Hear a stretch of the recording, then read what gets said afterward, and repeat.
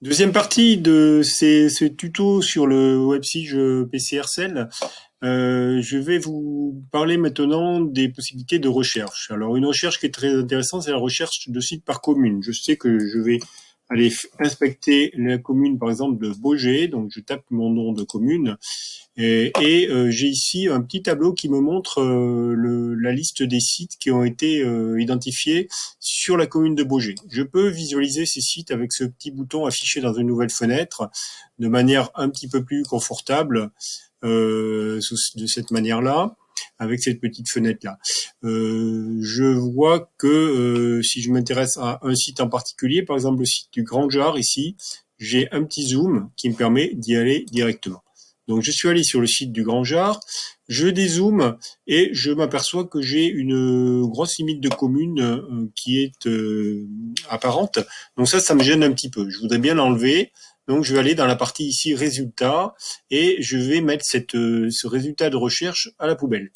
Une petite poubelle ici, comme ça, ma commune, elle a disparu. Donc je vais me focaliser sur ce site-là et je voudrais appeler une autre donnée qui est la donnée LIDAR.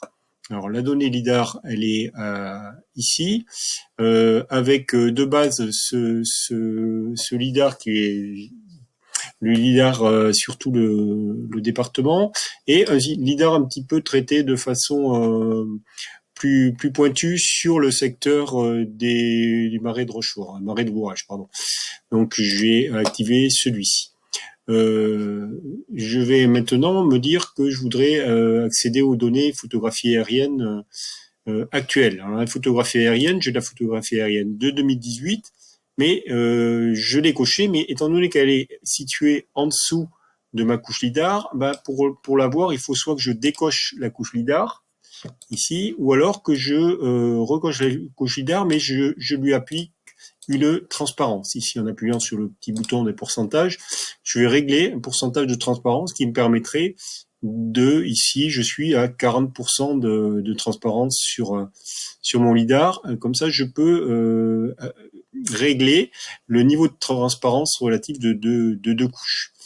Donc voilà pour ce qui est de la couche LIDAR.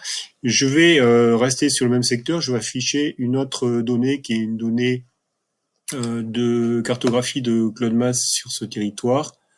Donc voilà, et même chose sur mon CloudMass, si je mets en dessous ma photographie aérienne, je peux appliquer une petite transparence qui me permet de mixer les deux données, par exemple. Alors, admettons que je veuille faire une petite impression de tout ça. J'ai un petit bouton impression. Je vais faire une impression PDF, impression image ou impression navigateur. Je peux choisir ici le format, donc pourquoi on va rester en A4 de ce type-là. On peut mettre un titre site de JAR par exemple, une échelle graphique, et puis une flèche nord si on veut, et on valide. Donc le PDF, la carte est en train de se générer, elle se crée directement et j'ai ici mon site qui est mon impression qui a été réalisée.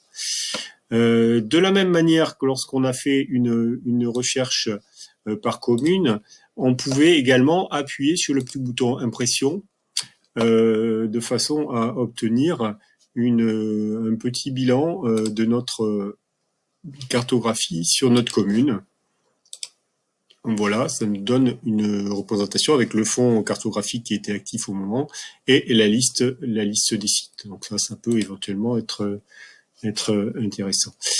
Voilà, je rafraîchis mon site toujours pareil avec mon petit bouton ici. Autre chose que je ne vous ai pas montré, c'est le bouton Street View. Je vais aller par exemple ici sur ce secteur-là de la Mauvinière et je vais demander avec le petit bonhomme ici qui me localise sur le secteur. Il fallait que je zoome ici de façon à déplacer le bonhomme à cet endroit-là et ensuite on aura l'accès à la zone et on peut naviguer dedans même tournée. Voilà pour ça.